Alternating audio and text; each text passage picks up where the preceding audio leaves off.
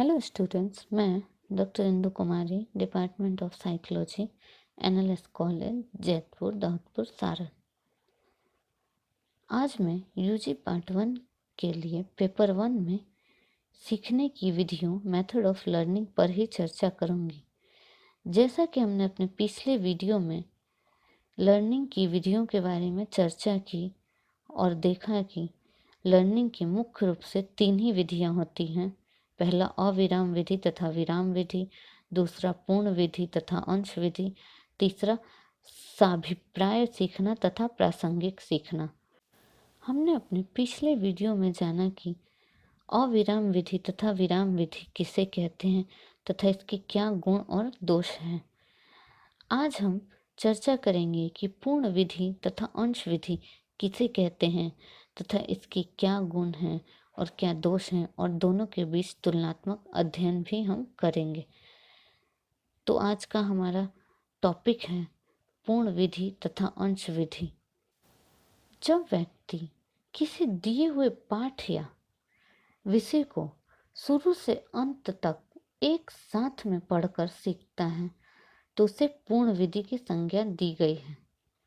परंतु जब वो उस पाठ या विषय को अपनी सुविधा अनुसार कई भागों में बांटकर प्रत्येक अंश को एक दूसरे के बाद सीखता है तो इसे अंश विधि की संज्ञा दी गई है। मतलब कहने का है कि अगर किसी को कोई कार्य दिया गया और वो एक ही बार में उस पूरे कार्य को कर लेता है या सीख लेता है तो वो हो गया पूर्ण विधि, तथा वह उसी कार्य को कुछ हिस्सों में विभाजित करके स्टेप बाय स्टेप उस कार्य को सीखता है तो उसे हम कहेंगे अंश विधि। उदाहरण के लिए, जैसे कोई व्यक्ति किसी कविता की पहली पंक्ति से लेकर अंतिम पंक्ति तक, लास्ट लाइन तक बार बार पढ़ के सीखता है तो इसे हम पूर्ण विधि की संज्ञा देते हैं। परंतु यदि वह उसी कविता को 3 भाग में बांटकर एक भाग के बाद दूसरे भाग को सीखता है तो यह अंश विधि का उदाहरण हुआ। अंश विधि तथा पूर्ण विधि दोनों ही अपने आप में अधिक गुणकारी एवं लाभदायक है, परंतु कुछ विशेष परिस्थितियों में एक विधि दूसरी विधि से अधिक श्रेष्ठ हो जाती है। जैसे जब कोई पाठ या विषय अधिक लंबा नहीं है तथा उसमें तार्किकता तार्किकता क्रम आवश्यक है तो ऐसी परिस्थिति में पूर्ण विधि अंश विधि से अधिक लाभदायक होता है। परंतु जब कोई पाठ या विषय बहुत लंबा है और साथ ही साथ उसमें कोई तार्किक क्रम नहीं है तो अंश विधि पूर्ण विधि से अधिक लाभदायक होगी। अंश विधि द्वारा सीखने में एक और फायदा यह है कि इसमें व्यक्ति की अभिरुचि तथा उत्साह बनी रहती है, क्योंकि जब वह पाठ के किसी एक अंश या भाग को सीख लेता है तो उसमें खुशी होती है जो उसे अगले भाग को सीखने के लिए उत्साहित करती है। कई मनोवैज्ञानिकों ने इस बात की समीक्षा की और बतलाया कि इन दोनों विधियों में से कौन सी विधि अधिक प्रबल होगी। उनके अनुसार ऐसी प्रबलता निम्नलिखित कारकों पर निर्भर करती है।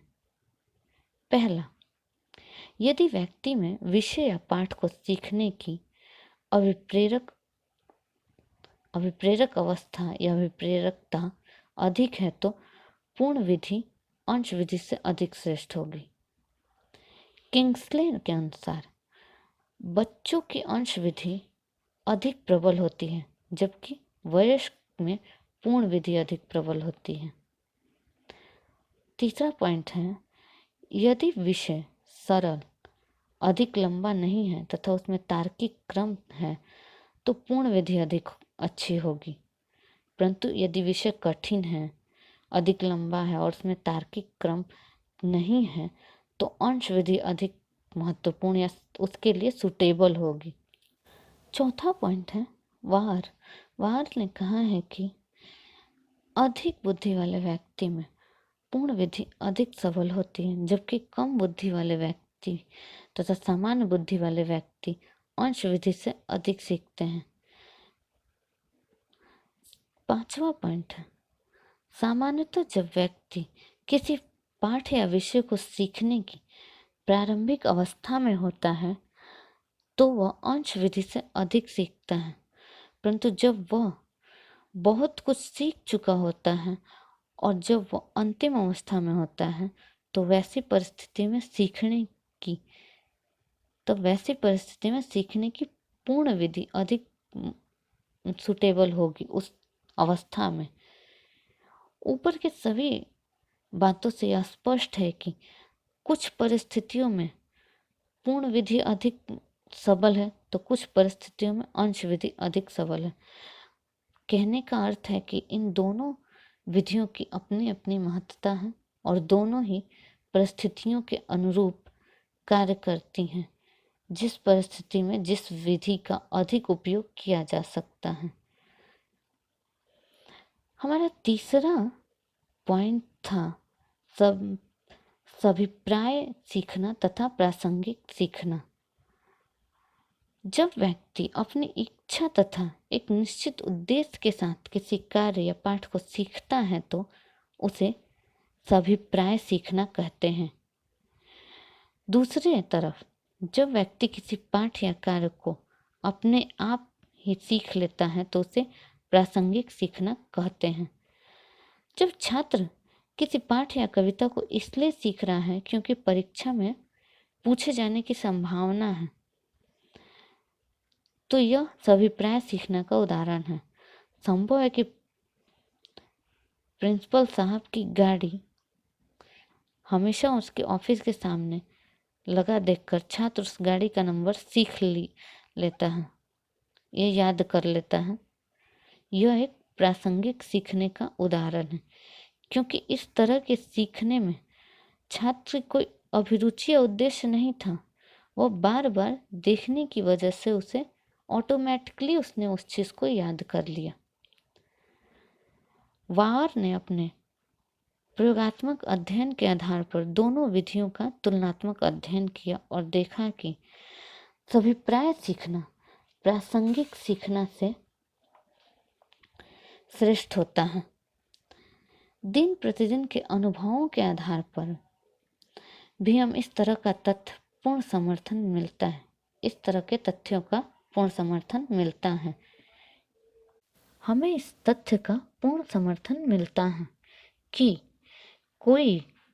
यदि किसी कार्य को हम अपनी इच्छा एवं निश्चित उद्देश्य के साथ करते हैं तो उसे हम जल्दी सीख लेते हैं, परंतु यदि ऐसी इच्छा या उद्देश्य नहीं हो और तब हम किसी कार्य को करते हैं तो हमें उस कार्य को सीखने में काफ़ी समय लगता है और हम उस कार्य को बहुत अच्छे से सीख भी नहीं पाते और बहुत अधिक दिनों तक याद भी नहीं रख पाते, तो उसे हम ठीक ढंग से नहीं सीख पाते हैं। इससे स्पष्ट है कि सभिप्राय विधि प्रासंगिक विधि से ज़्यादा सबल है। अगर हम सीखने की तीनों विधियों को देखें तो प्रत्येक विधि का अपना अपना गुण और अपना अपना दोष है और सभी विधियां मनोविज्ञान में महत्वपूर्ण हैं और सभी विधियों के गुण और दोष को ध्यान में रखते हुए उनका उपयोग किया जाता है। आज के लिए इतना ही। धन्यवाद।